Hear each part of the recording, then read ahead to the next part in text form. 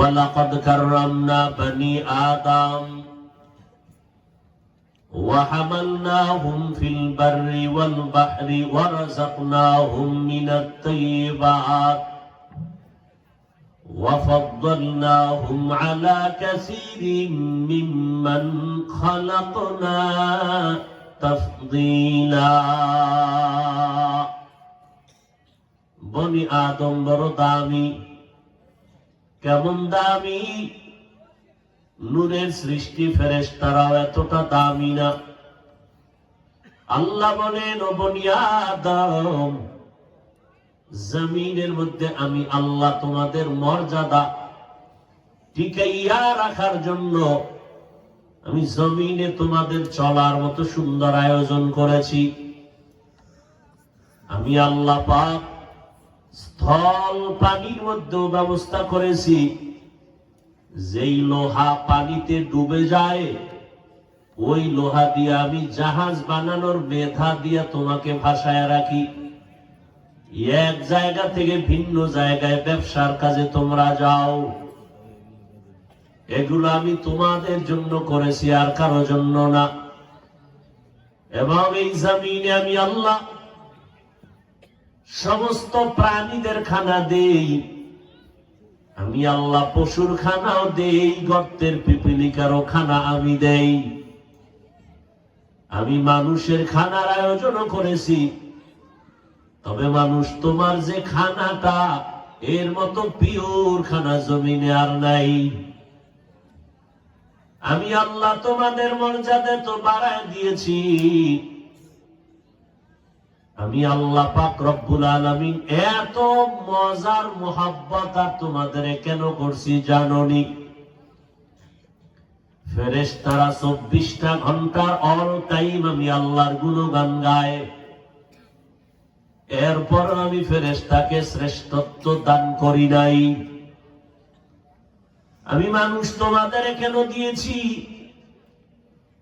তোমাদেরকে দেওয়ার পিছনে একটা কারণ।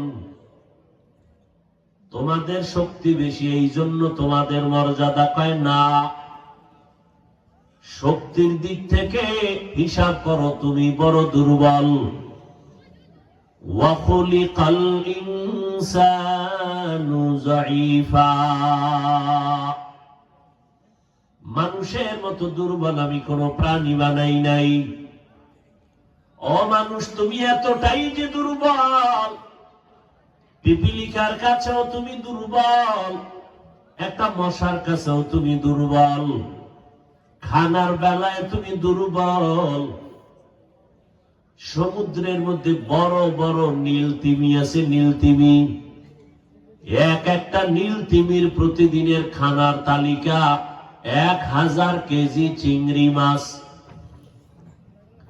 ঢাকা চিড়িয়াখানায় লেখা আছে দৈনিক একটা বাঘের খাদ্য হলো 17 কেজি গোশত। কোহে কাফ একটা পাহাড়ের নাম, ওই পাহাড়ে একটা প্রাণী বসবাস করত, সিমর্গ। ওই প্রাণীটার প্রতিদিনের খানা হলো 40টা মোটা তাজা হাতি। তাহলে বান্দা, তুমি খানার বেলায় দুর্বল, মেধার দিক থেকে তুমি আগানো কয় না।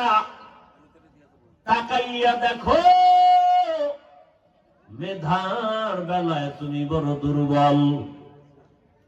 ইঞ্জিনিয়ারিং পাশ করে বিল্ডিং বানাইছো, আর এক ইঞ্জিনিয়ার এসে বলে তোমার বিল্ডিং এর থিওরিতে ভুল আছে, আঁকা বাঁকা আছে।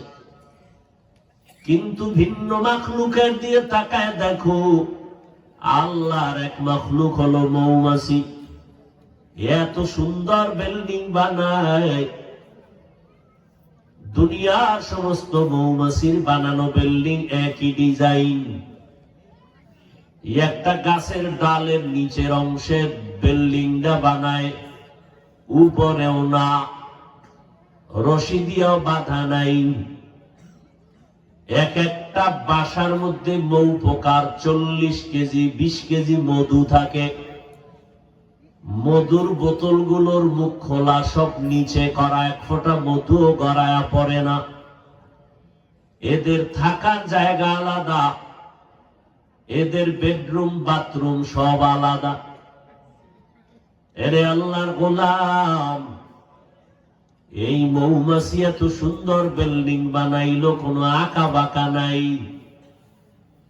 আল্লাহ কয়, মানুষ তোমার মেধাও বড় দুর্বল, খানার বেলায় তুমি দুর্বল, চলার বেলায় তুমি দুর্বল।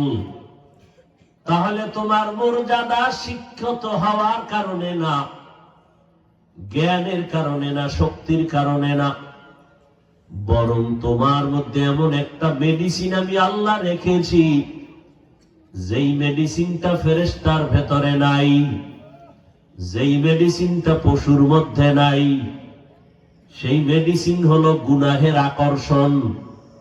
গুনাহের আকর্ষণ ফেরেশতাদের মধ্যে নাই, তবে পশুর মধ্যে গুনার আকর্ষণ আছে। পশুরা গুনার মজা বুঝে, কিন্তু মানুষের মধ্যে আরেকটু আলাদা।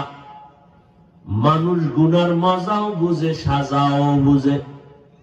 পশু শুধু গুনার মজা বুঝে, সাজা বুঝে না। আল্লাহ পাক বলে, মেরে গোলাম, তোমার সামনে গুনার কাজ আসছে, তুমি গুনার মজা পাইয়া যদি সাজার ভয়ে গুনাটা ছেড়ে দাও, তোমার সম্মান আমি ফেরেশতার থেকেও বাড়ায় দিব। সুবহানাল্লাহ। ফেরেশতার থেকেও তোমার মর্যাদা অনেক বেশি। আল্লাহ বলেন, রে মানুষ, আমি আল্লাহ তোমাদের শ্রেষ্ঠ মর্যাদা দিয়া সম্মানটা যেন টিকাইয়া রাখতে পারো, এই জন্য দুইটা ব্যবস্থাও দিলাম। দুই ব্যবস্থার একটা যদি ছেড়ে দাও, তোমার দুনিয়ার সম্মান সব ভেস্তে যাবে।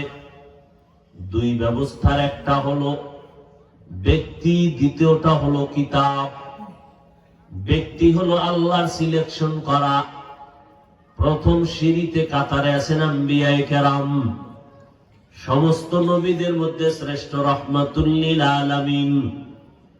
আল্লাহ যত কিতাব দিয়েছেন, সমস্ত কিতাবের মধ্যে শ্রেষ্ঠ কিতাব হলো কোরআনুল কারীম।